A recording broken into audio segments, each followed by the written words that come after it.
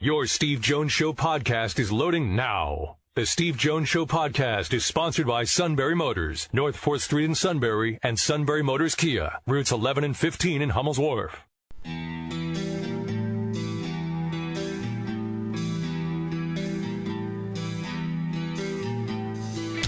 Sports talk where your voice counts. This is the Steve Jones Show on News Radio 1070 WKOK.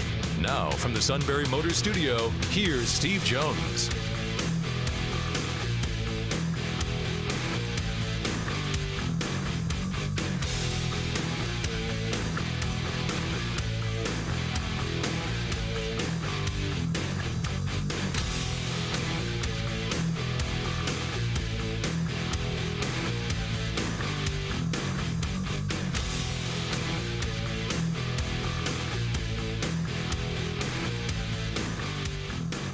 Good afternoon, everybody. It is the Steve Jones Show on a Tuesday. Matt Catrillo here with you. Steve will soon be there from the Sunbury Motors Studio.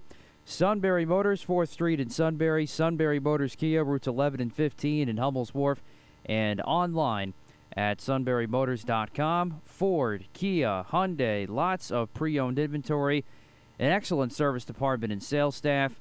And, of course, they are home of the repeat customer, whether it's buying an new or pre-owned vehicle, whether it's coming in for some service. That's all at Sunbury Motors, 4th Street in Sunbury. Sunbury Motors Kia, routes 11 and 15 in Hummel's Wharf, and online at sunburymotors.com. Our buddy Alex Kozora from SteelersDepot.com back with us today at 3:35. He was at the Senior Bowl as well a few weeks ago, so we'll get his thoughts on that, and also, of course, the Combine coming up starting this week. Got an up-close and personal look at some of the top prospects there. There were lots of Penn State prospects there, so we'll pick his brain about that at 3:35 today. And we'll get to the MLB negotiations in a second. We'll keep an eye on that. We have the new 5 p.m. deadline before games are canceled now, self-imposed by Major League Baseball after how things went yesterday. But do want to give a shout-out, of course, to the Bucknell men's basketball team. They are the 9th seed. They'll take on Lafayette tonight in Easton for the 8-9 matchup in the first round of the Patriot League tournament. March Madness officially beginning tonight across the valley, so you can tune in at 6:30 with the pregame, 7 o'clock tip-off with our buddy Doug Birdsong on the call over on 100.9 The Valley. So we'll see what the Bison can do now. It's been a tough season as far as the regular season goes, but they've ended on a high note. They've won 2 out of their last 3 at home. Of course, you had the big win against Lafayette in overtime with Andrew Funk with the big game winner with 5 seconds to go in overtime at Soika a couple weekends ago. That was pretty exciting. You got the nice win to wrap up the regular season on Senior Day against Boston U. And I will see what can happen here. That's the beauty about March Madness, is you can have as good or as bad a regular season as you can, but it all doesn't matter when it comes to this time of the year. If you get hot at the right time, if you're playing well at the right time, you can wind up in the big dance. So we'll see what the Bison can do. And they would have played either Lafayette or Holy Cross, and I think Lafayette is the better matchup for them. They split the regular season series with both Lafayette and La Crosse, losing in overtime to Lafayette at Lafayette earlier this season, but also beating Lafayette in overtime, as I mentioned. And road teams won in the Holy Cross series this year. But I just think Bucknell can match up a little bit better with Lafayette after seeing both teams here. But we'll see. If Bucknell can rebound and play defense consistently, can find key shots at the right time, all have been Achilles' heels this year, then yeah, they'll definitely have a chance. Have been great on the road this year, but again, it's a new season. Anything can happen. So we'll see what happens tonight over on 100.9 The Valley. 6:30 tip-off, or 6:30 pregame, 7 o'clock tip-off. Bison and Lafayette Leopards. Other game tonight is Holy Cross and American in the 7-10 matchup. Should Bucknell win tonight, they would be at Colgate for the quarterfinals on Thursday and have yet another postseason matchup in Hamilton, New York. Of course, losing to Colgate last year in the semis. So we'll see what happens there. Now, to the MLB negotiations. I tweeted this out this morning. I was actually pleasantly surprised that things have even gotten this far. But I'm also thinking to myself, better late than never, but why this late after negotiations go into the wee hours last night? To be honest with you, what you think it's going to happen? I don't think it's going to happen. I don't think it's going to happen either now, especially they lost momentum last night. This is what happened. They got to 2:25 in the morning, and the owners did want to keep going. They felt like they had it, and the players wanted a break. And when they came back today from the break, the tone was different.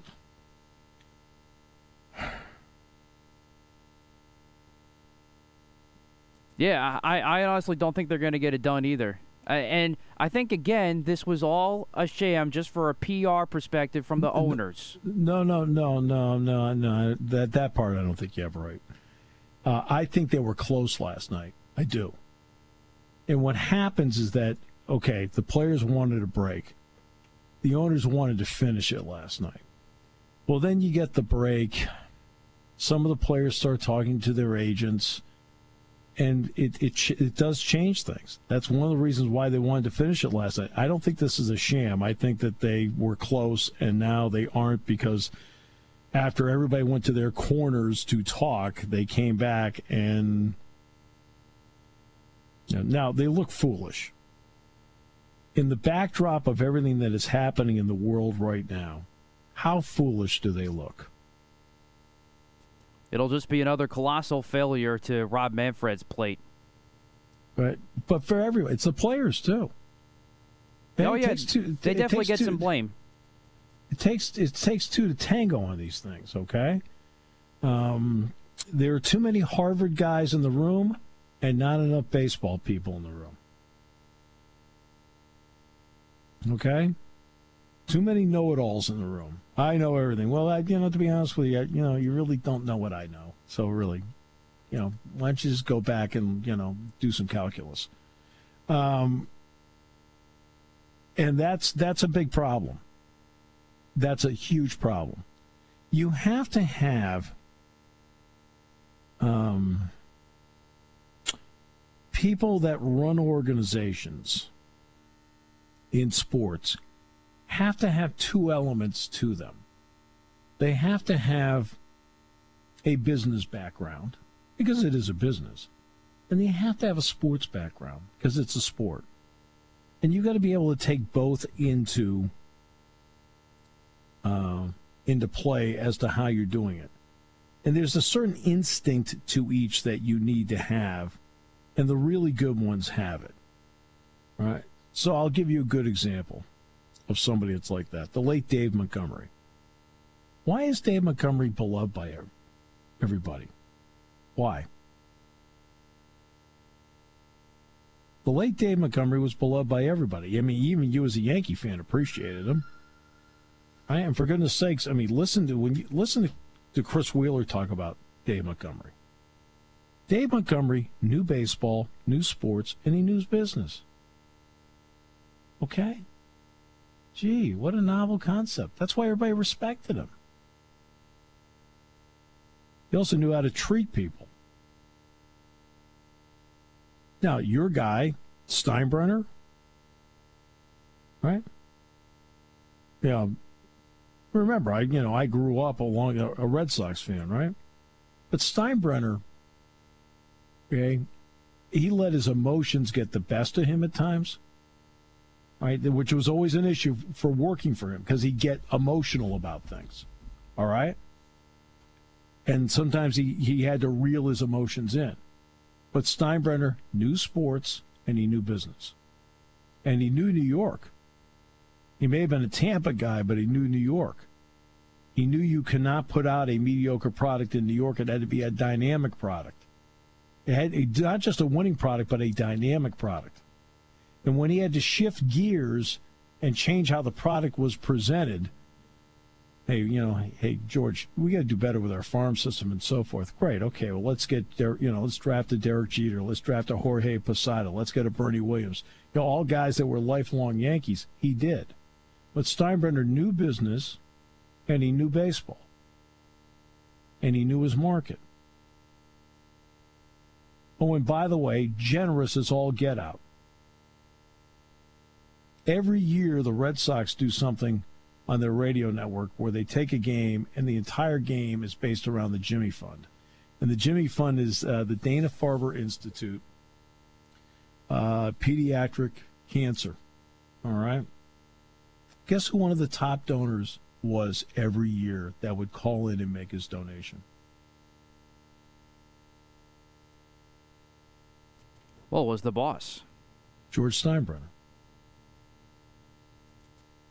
Okay, those are the people that you need at the table that love the sport, understand the business, right, and realizes how it's supposed to work. Okay? Now, again, he would get too emotional, that's the reason why people sometimes wouldn't run through a wall for him, because of his emotions. Not because of his business sense, not because of his baseball sense, but because he would let his emotions get the best of him at time. Okay.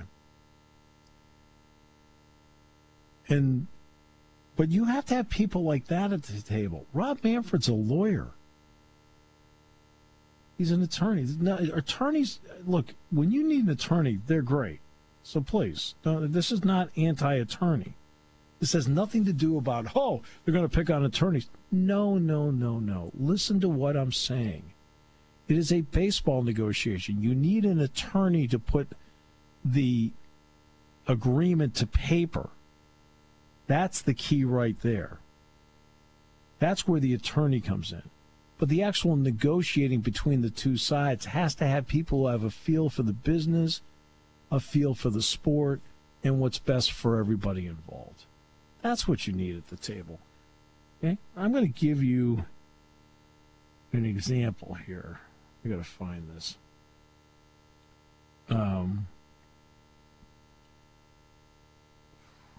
To show you how absurd this is not going to be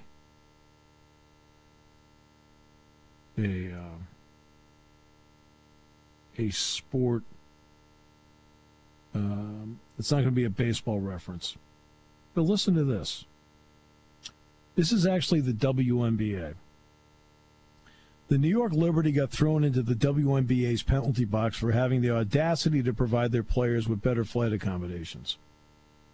Sports Illustrated reported that the Liberty were fined $500,000 for breaking league rules for providing the team with a charter paid by Joe and Clara Wousay. A team trip to Napa also was deemed an impermissible benefit. Can your owners do this? Liberty star Sabrina Ionescu asked on TikTok. Well, the problem is that the collective bargaining agreement between the WNBA and its Players Association prohibits it. Okay? So what were they threatened with? They were threatened with, A, having every draft choice taken away. Then they knew they couldn't do that.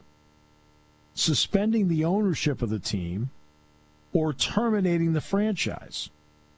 Really?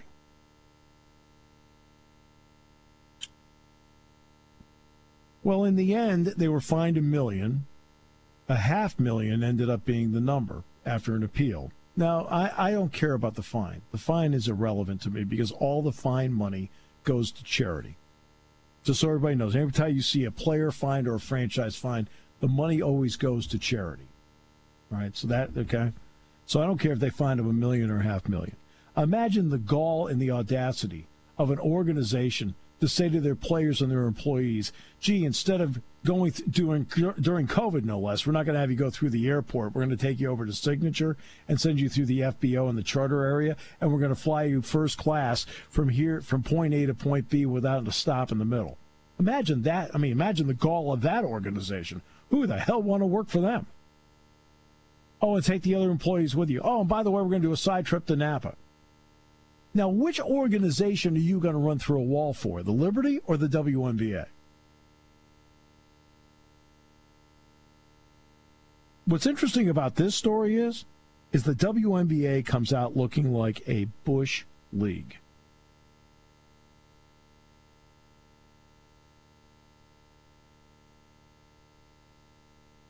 How about that?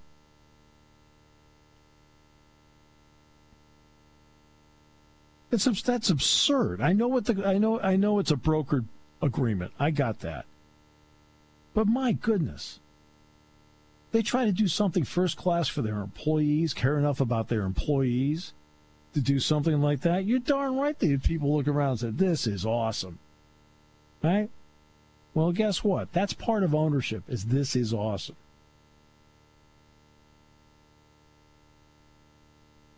Everybody, you guys hear me talk about Roger all the time, right? You talk about Roger in glowing terms, because guess what?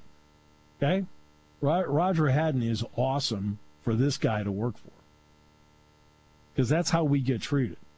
First class all the time. At least that's how I get treated. I'll speak for me. All right?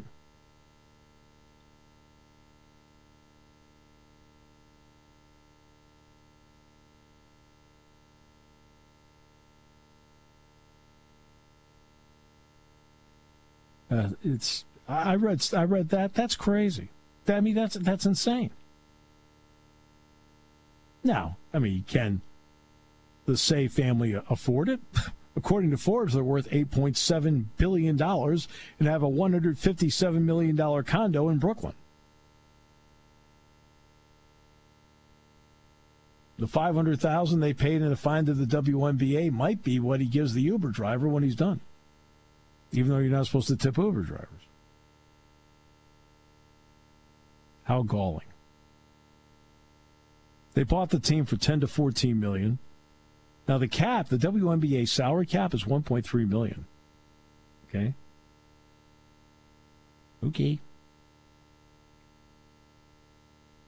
Now they don't play as many games either.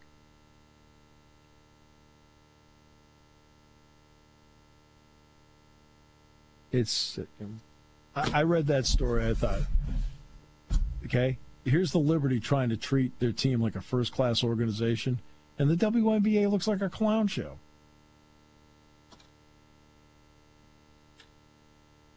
Matt was all fired up about this story earlier in the day. No, I totally agree. You didn't know about it till I just read it.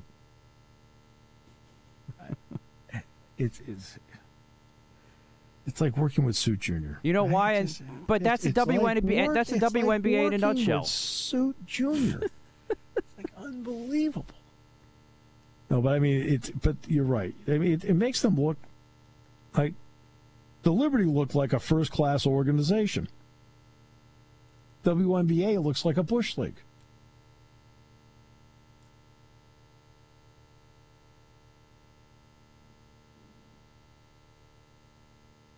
It's crazy. Well, according to SI, about half the league's teams are profitable. That's good news. That's better than I thought.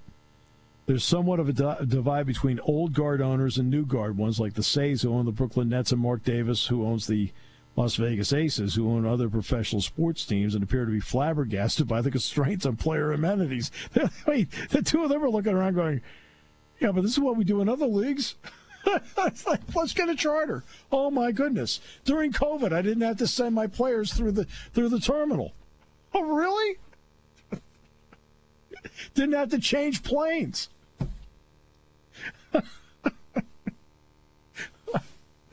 Oh, my goodness. And you wonder why you have a problem. You wonder why you have a problem. Oh, well.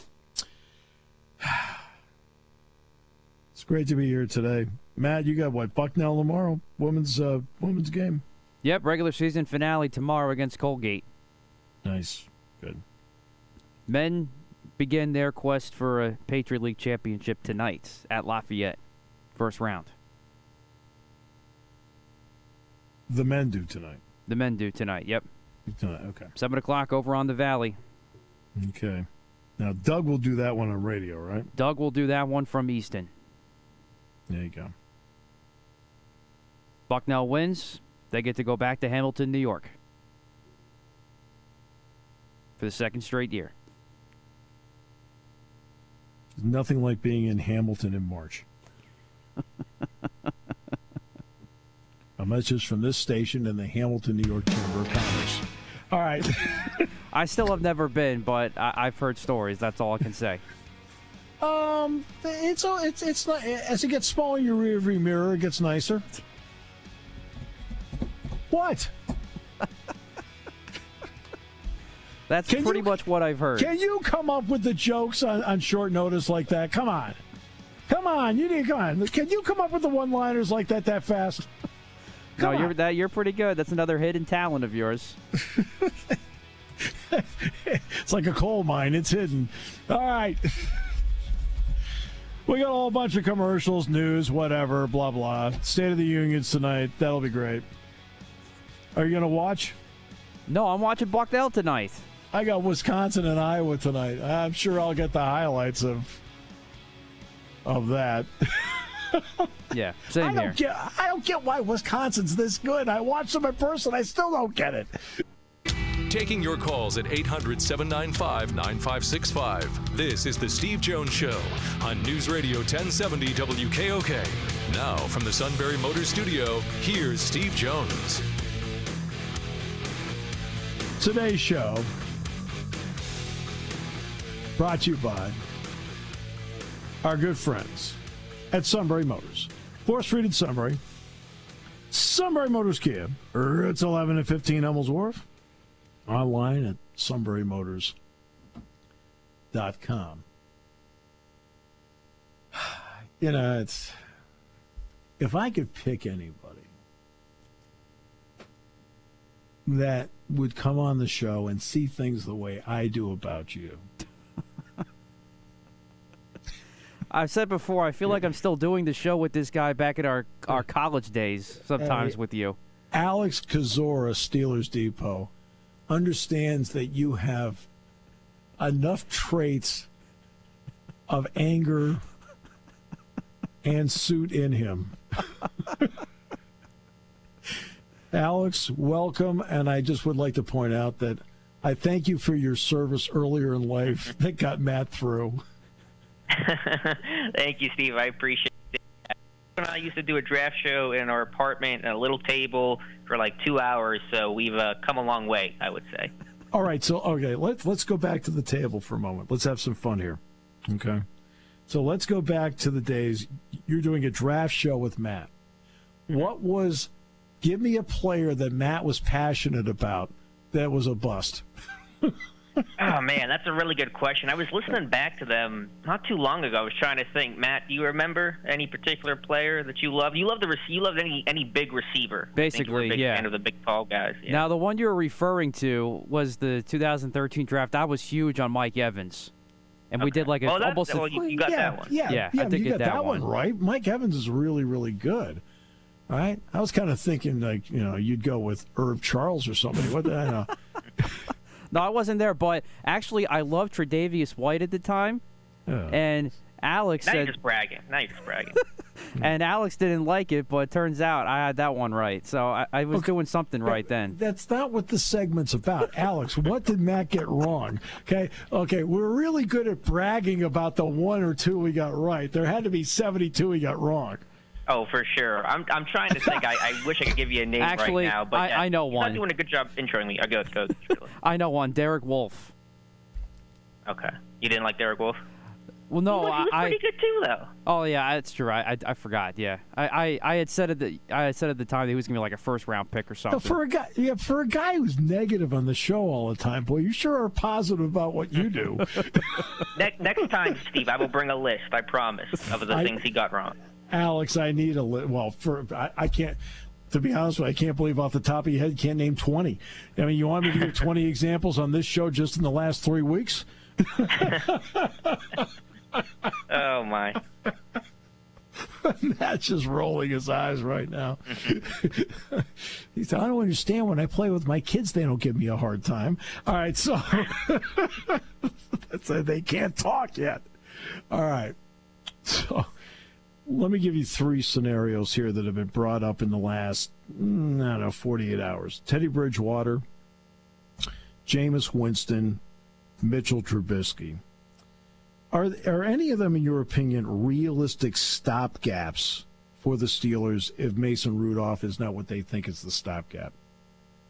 I think all three are. They're kind of that classic veteran, bridge, journeyman type of guy who's not going to break the bank. Quarterbacks still command a decent amount of money in free agency, and with the cap going up, they won't be that cheap. But, we're talking $6 to $7 million on probably a 1 or 2 year deal, which is very much in the Steelers' wheelhouse right now. And I understand any of those guys are not supposed to be long-term future guys and faces of the franchise, and so you have to look at them with that lens in mind. I will say, of that group, I like Teddy Bridgewater the most. I don't get the Trubisky hype. I didn't like him coming out of North Carolina. Didn't do well in Chicago. I get the system, and Nagy wasn't great for him. I'm not sure what 1 year of being the backup in Buffalo changes those circumstances too terribly much. I think people just, you're a year out, you kind of forget about the difficulty in Chicago, and everyone loves the backup quarterback. And so I just can't get on the Trubisky hype train. You want to know what the hype train is? Out of sight, out of mind. Exactly. Yeah, like I said, everyone loves a backup. But nobody's watched him for a year, right? And it was Josh Allen. I mean, to be honest with you, show of hands, how many knew he was with Buffalo, right? I mean, seriously, a lot of people didn't realize he was Buffalo's backup quarterback. Look, I know Nagy with the system. I think Nagy's system was fine for Trubisky. It was not fine for Justin Fields. Right? You've got to take advantage of what the skill set of what your quarterback can do, and you can't force him to do stuff he's not good at. And that's where Justin Fields was hurt by Nagy. Mm-hmm. Yeah, I think it's a good point. And I get Trubisky, even if you want to look at the system, but it's hard to make a lot of excuses for a starting quarterback, and he had a lot of time there, and it didn't really work out for him. And even with the Bills, he threw 8 passes and threw 1 terrible interception in only 8 passes. And so again, it's not going to be the end of the world. Obviously, he's not the long-term guy, and he's athletic, and every coach, though, thinks they can fix that first-round quarterback, and very few can. Yeah, and what's interesting about that is that you gave me a choice between Mason Rudolph and Trubisky. I'd take Mason Rudolph. All right. Now, the Steelers, of course, will have the usual back draft. All right. This would be me, Alex, and let me run this theory by you. If I'm the Steeler organization, I'm taking a long, hard look at the quarterbacks in 23 and 24 and start targeting a guy I think I can get out of that. For example, Young and Stroud are both eligible for next year's draft in 23. That's what I would do. I mean, because getting a quarterback in this group, there's no first-round talent in this group. Mm-hmm. I mean, at all. There's no, the top 32 guys, a quarterback's one of the top 32 guys? No, not with this group. Sure, it's a much weaker class. There is no consensus quarterback, let alone a real good feel for, what order all these quarterbacks are going to go, the way that you kind of had at least a general feel for over the last couple seasons. So I get that point, and you're right. If a quarterback's not there, a quarterback's not there. And there are certainly plenty of other needs for the Steelers to address. We'll see how free agency changes some of that, but offensive line certainly could be off-ball linebacker, potentially safety, add some speed at receiver, a lot of other directions this team needs to go. But I will say, even if you assume there's a Young or a Stroud next year, will you be in position to get that guy? Because Pittsburgh's still unlikely to be. Yeah, you won't. And so, if you're picking a 20 next year, you're not getting Bryce Young. So it's a tough situation Pittsburgh's in. Well, that's why, what did I say? I look at the 23 and 24 quarterbacks. Because in 24, they may be in a spot to draft one. Right, they could be. But then that's even a further projection out. It just gets really murky from there. Something like 2023 with those other guys, if they're top picks, if they're top 5 picks, it may be tough for Pittsburgh to be in that position to get one of those guys, because if they're picking even at 15 or 18 or 21, it's going to cost a lot to trade up. So there's a line to walk for sure. Or 8. I'm telling you, this team is not that good. They could be drafting 8. Yeah, they could be. They're in a tough AFC North for sure. It's a lot of competition there, but it's just very rare for them to have bad years. The whole Tomlin's never had a losing season. Even in 19 without Ben, they still find a way to go 8-8. So, yeah, I mean, there's a risk there for sure. And there is no slam dunk franchise guy, but I suspect Pittsburgh will certainly explore those options heavily in this year's draft. Just because he's never had a losing season doesn't mean they don't start happening. Don Shula had losing seasons. All right, so because it's all about talent. Mm-hmm. You can't. Okay, the Steelers were what were they, 30th in defense last year, right? Somewhere around there, 30. Yeah, but I think this defense will be a lot better with the health of guys in 2022. Okay. They had T.J. Watt and Cam Hayward. Really?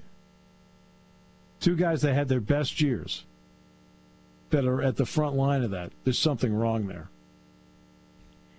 For sure, yeah, there was a disappointment, absolutely. But I think what the foundation of the defense's issues last year were the defensive line and all the injuries there, and with guys like Tyson Alualu returning, Stephon Tuitt, some optimism that he'll come back next year. I think overall it'll be a more stable situation. But I understand your point entirely, because you don't want to reach for a quarterback this year and be stuck with that guy for 2-3 years when you could potentially improve other things this year and go get that Bryce Young, C.J. Stroud, or at least attempt to get one of those guys in the future. It's a really good debate. But there could be another guy. I'm just saying there are other people, too. It's not always just the first two guys. Last I checked, Patrick Mahomes was not the first quarterback off the board in his draft. All right, so now they go into this draft.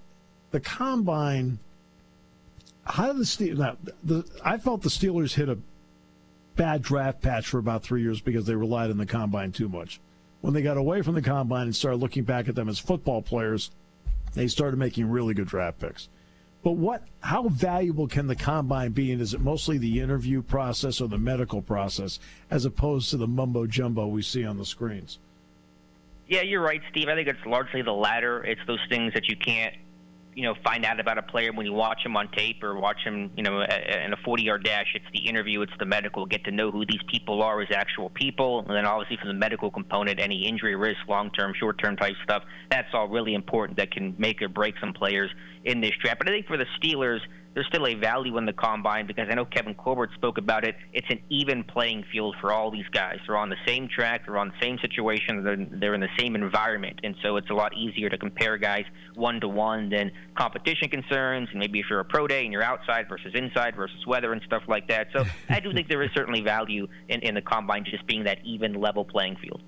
What do you take value in? Is it the Combine? Is it a tape? Is it...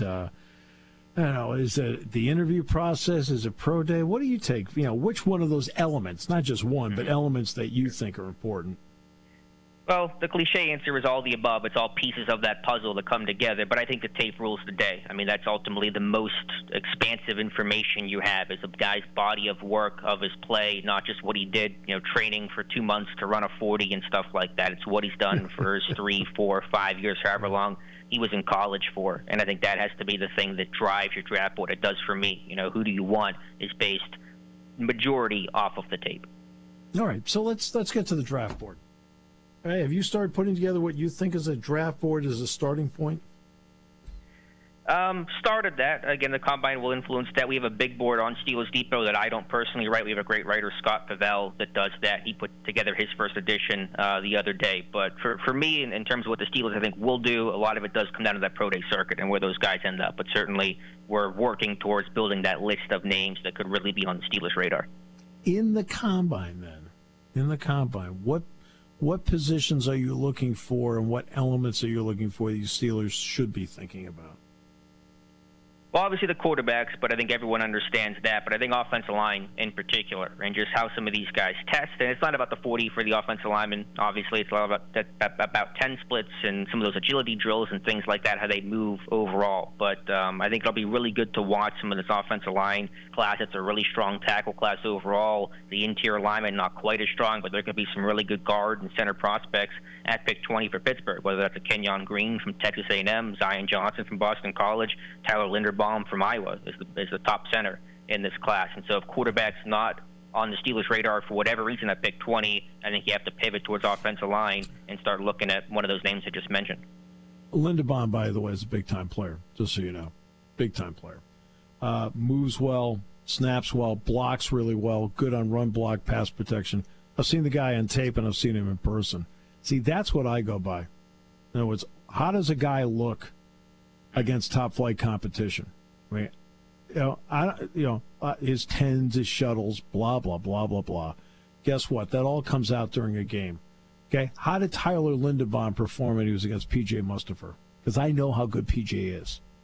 Right? If he's holding his own and winning half the time, that tells me he should be in the NFL. If he's not, he shouldn't be. That's my gauge is playing. Sure. Right? My gauge is not about, Oh, look, it's the underwear Olympics. Fabulous. I really loved how he ran the shuttle. All right, that's just people trying to justify their jobs. Yeah, I think you're right. And I think you made a really important point, Steve. It's not just about the tape, but it's about who you're going against. And when you went against the best guys, how did you look? Because when you're in the NFL, there are no days off, there are no plays off. You're facing the best of the best every single time. And so for Rasheed Walker from Penn State, for example, first game I put on to him, how did he do against Aiden Hutchinson from Michigan? Yes. And viewed that battle. And so I think that's a really critical point within the tape of who you're going against. Because you're going against a freshman versus a top draft pick, totally different story. Yeah, no, and that's a good point, Alex, because, in the NFL, you're right. Every single matchup is a son of a gun. I mean, all the time, because you know where I see it? If you go to an NFL game, and you go to them all the time, so I have to tell you, watch special teams. You know what you see on special teams? Everybody can run. Like, holy mackerel. I mean, that's the athletes in the NFL are incredible. And you see it on special teams because it's more wide in the wide open field. There's nobody out there who's out there jogging. I mean, it's all like watching like 11 Macatrillos. I got to put that in a scouting report somewhere or something. No, that's a great point. I think the other component of special teams is it reminds you of how good the NFL is, where you're watching the guys running down kicks and punts. They were the college stars. Like Benny Snell was one of the top SEC players in his time, and now he's running down kicks and punts as a backup running back. And so that reminds you about the quality competition and how even the special teamers were the college all-stars.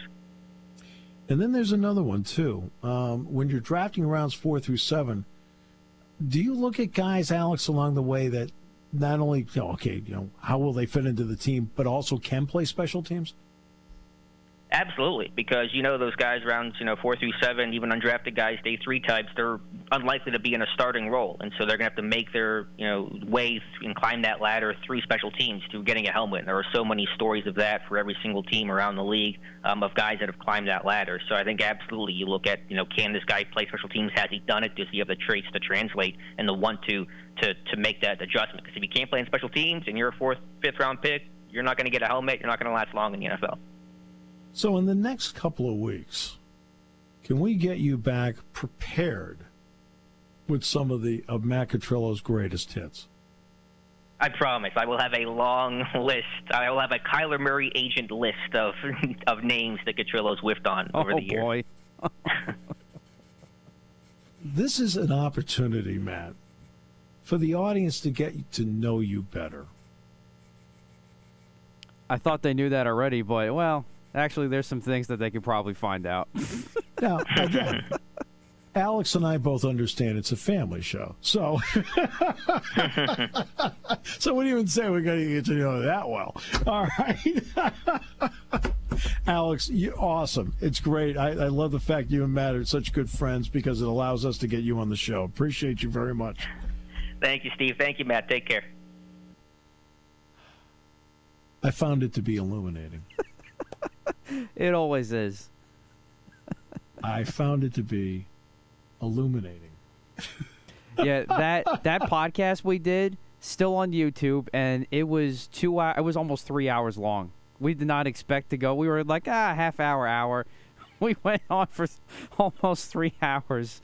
And, those are fun days. Now, did you guys, for example, then pick the NCAA tournament brackets? Or did you just do football? Our show was just primarily football, NFL. We mostly did NFL. Like, our thing was a battle of PA. It was like Eagles, Steelers. We did NFL.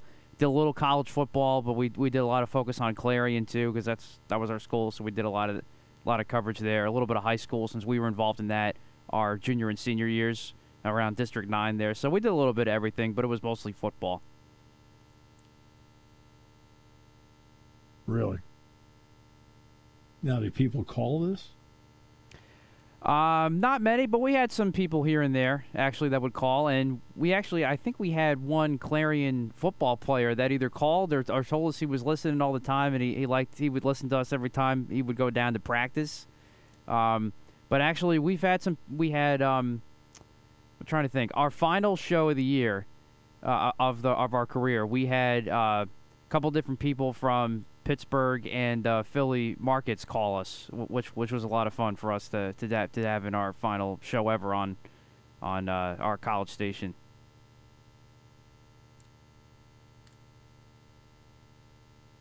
And now look where the both of you are. That's right. He's with Steelers Depot, and you're in the seventh circle of... No, I'm sorry. All right. Doing this show. All right. We'll come back with more in a moment on News Radio 1070 WKOK. When it comes to car buying, there's the other guy's way, and then there's the SMC way. The other guys force you into a vehicle you really don't want. The Sunbury Motors way lets you take the time you need to browse, ask questions, and take the test drive and think on it. For over 100 years, the Mertz family and all their employees have made your experience the most pleasant one you'll ever have.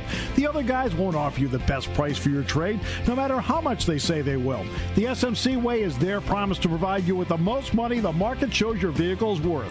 The SMC way is to offer you all applicable factory rebates on new vehicles and generous discounts. Looking for a pre-owned vehicle? The SMC way checks each vehicle with a 200-mile radius to determine the lowest price, then beat it. It's the lowest price promise, just part of the SMC way. The choice is up to you, the other guy's way or the SMC way. The SMC way wins every time. Sunbury Motors Company in the North 4th Street Auto Plaza, Sunbury, and at sunburymotors.com. Selling more cars and satisfying more customers for over 100 years.